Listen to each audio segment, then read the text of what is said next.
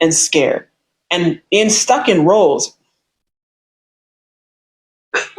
Oh, excuse me. Whew. Oh boy, this is fall. That is actually a sign that fall is coming. Like I can feel it. It's in the throat. I can feel it in my nose. Like the air, even though it's warm outside still, it's August, it's still summer, but the air's changed and my body just is picking up. It's always bittersweet. You know, I love summer, it's my favorite season, but I also love Halloween. I like Scorpio season too. Libra season, Scorpio season. So yeah, here we go.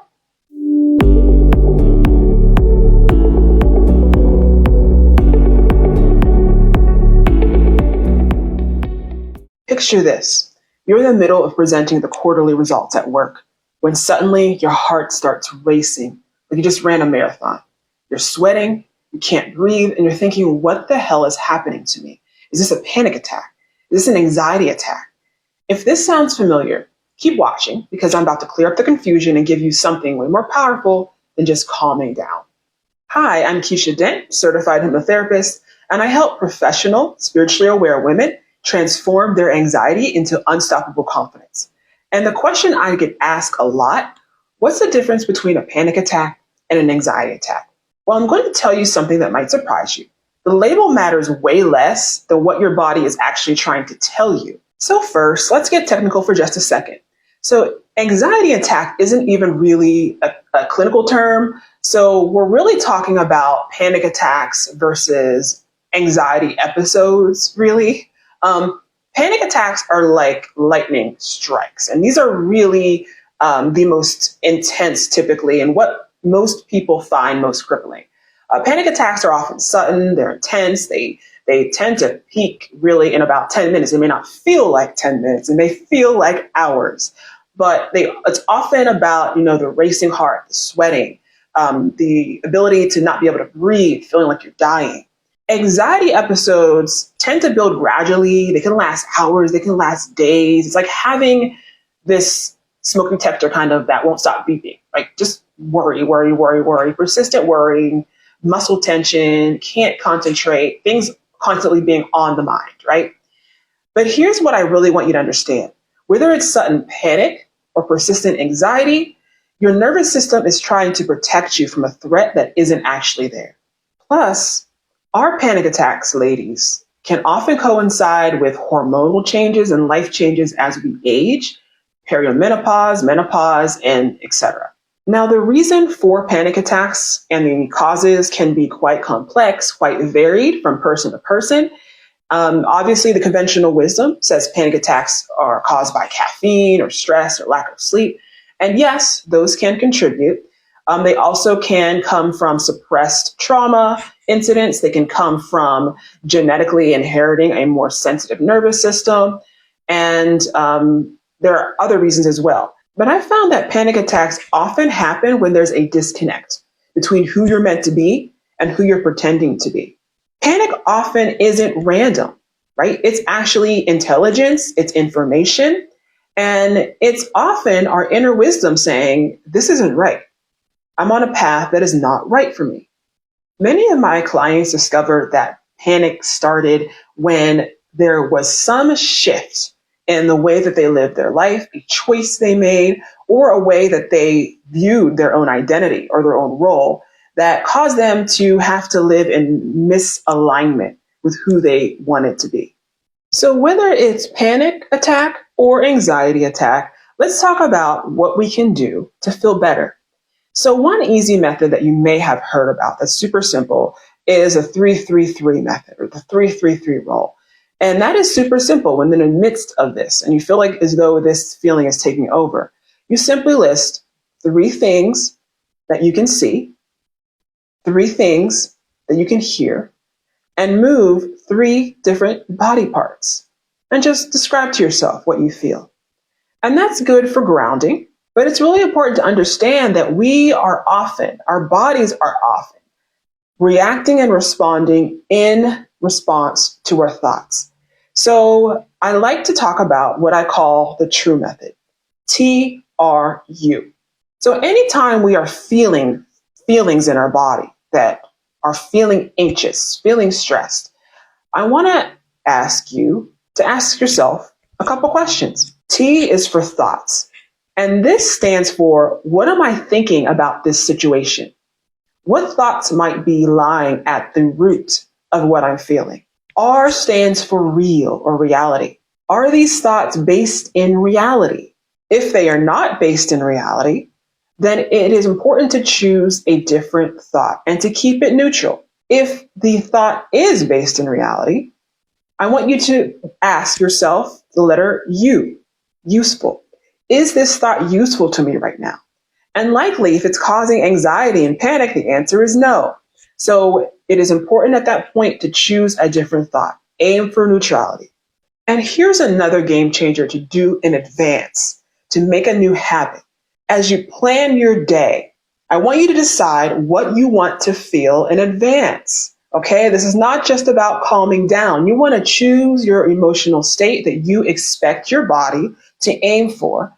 And I want you to practice giving your body that instruction.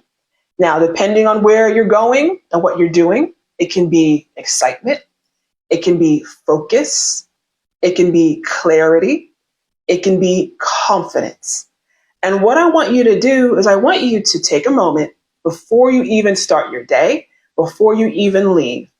And I want you just for a few seconds to close your eyes and simply imagine what that would feel like.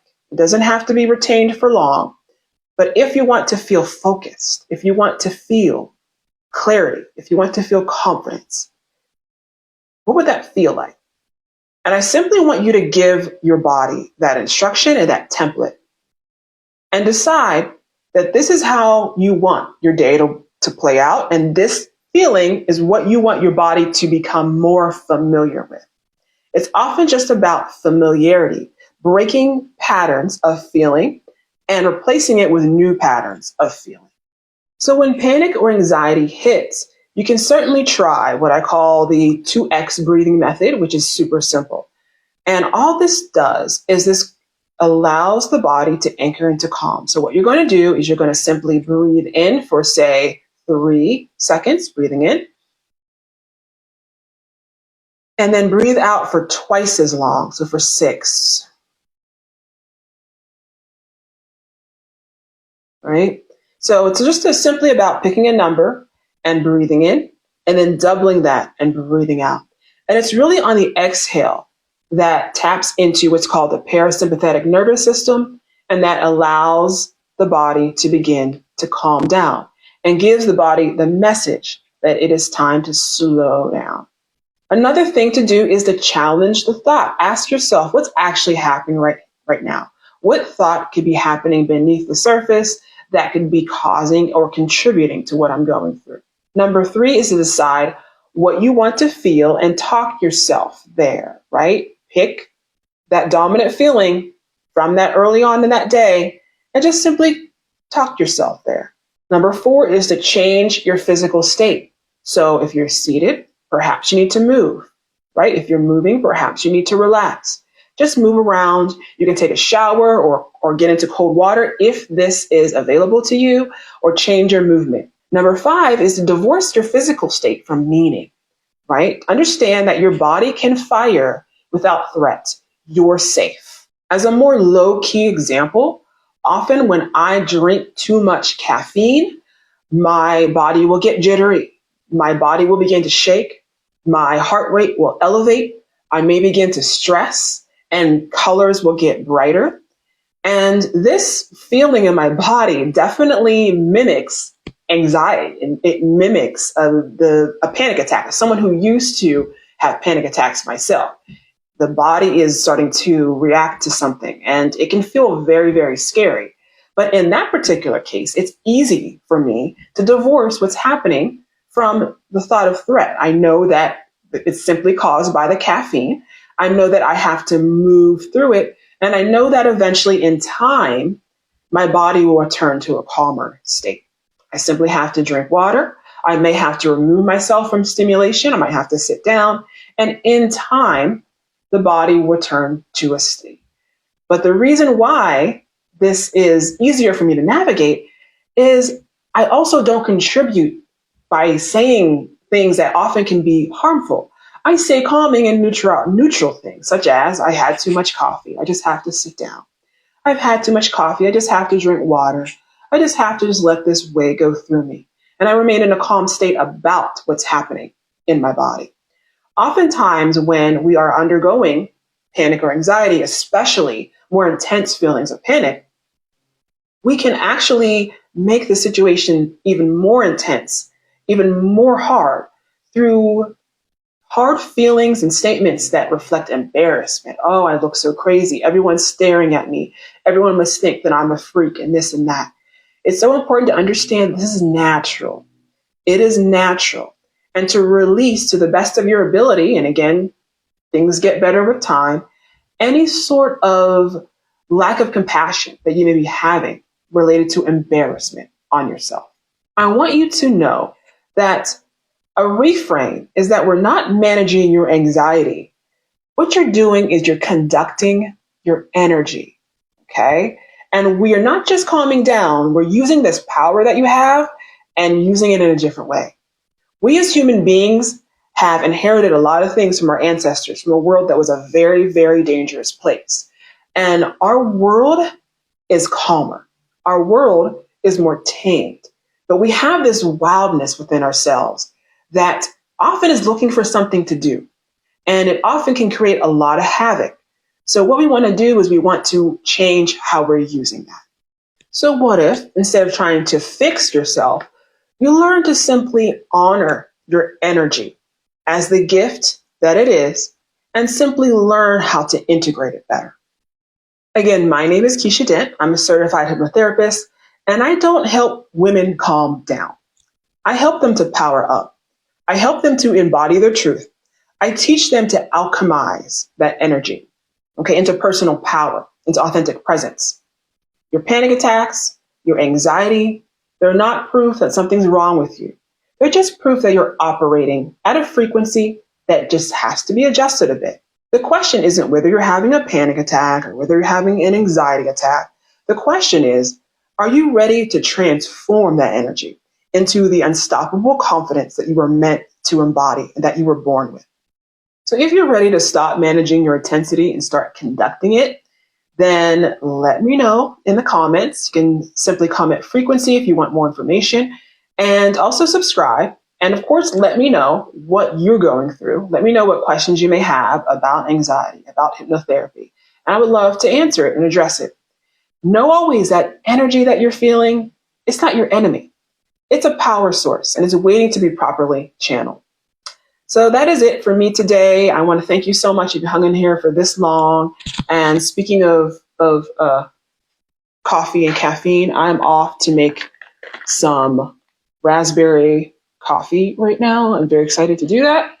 Definitely going to do that.